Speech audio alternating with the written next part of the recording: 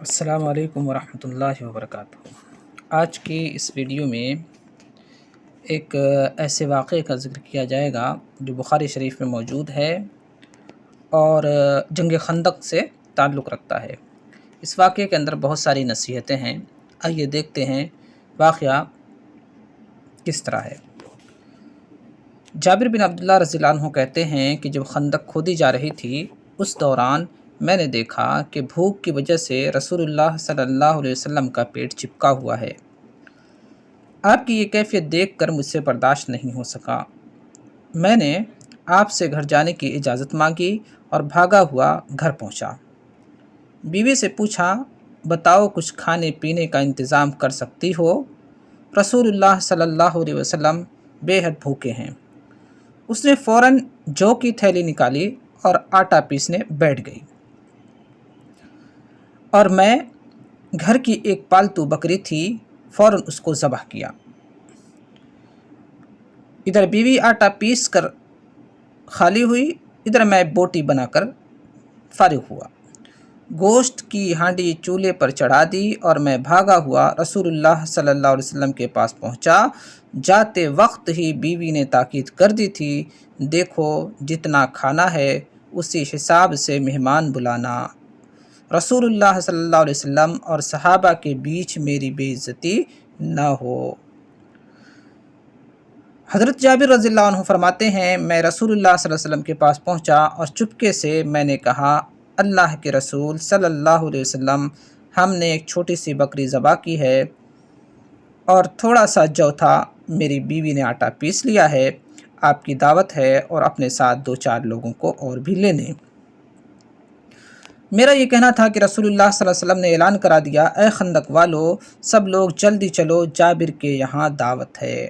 آپ نے مجھے تاکید کر کے کہا، دیکھو اپنی بیوی سے جا کر کہہ دو میرے آنے سے پہلے چولہے سے گوشت کی ہانڈی نہیں اتارے گی اور ابھی روٹی بھی نہیں پکائے گی۔ حضرت جابر رضی اللہ عنہ کہتے ہیں، پہلے میں گھر پہنچا اور فوراً میرے بعد رسول اللہ صلی اللہ علیہ وسلم بھی لوگوں کو ساتھ لے کر آگے آئے۔ میں بیوی کے پاس گیا اور اس کو بتایا کہ رسول اللہ صلی اللہ علیہ وسلم سب کو لے کر آ رہے ہیں۔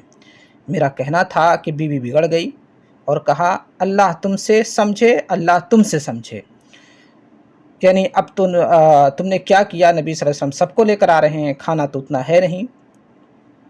جابر رضی اللہ عنہ بیوی سے کہتے ہیں، تم نے جو کہا تھا میں نے رسول اللہ صلی اللہ علیہ وسلم کو وہ بات بتا دی تھی۔ بیوی نے کہا، تب کوئی بات نہیں۔ خیر، آٹا گوندھ کر رکھا ہوا تھا، بیوی نے آٹا دیا اور رسول اللہ صلی اللہ علیہ وسلم نے برکت کی دعا کی اور اس میں تھتکارا۔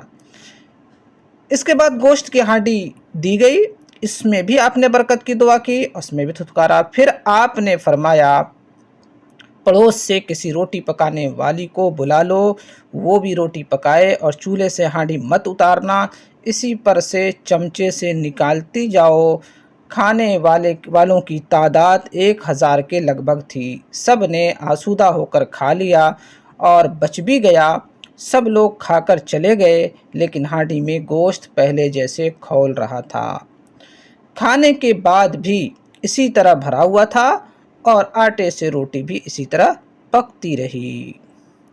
اس حدیث سے معلوم ہوتا ہے کہ ایک عورت شوہر کی اور اپنے گھر کی اپنی عزت کی محافظ ہوتی ہے۔ اور کریں کہ کس طریقے سے جابر رضی اللہ عنہ کی بیوی فکر مند تھی کہ اگر زیادہ لوگ آ جائیں گے تو اس سے ہمارے گھر کی عزت پر حرف آئے گا۔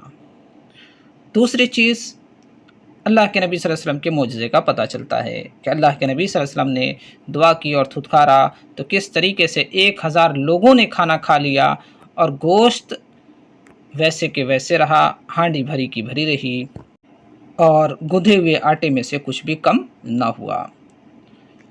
واقعہ اگر اچھا لگا ہو تو چینل کو سبسکرائب کریے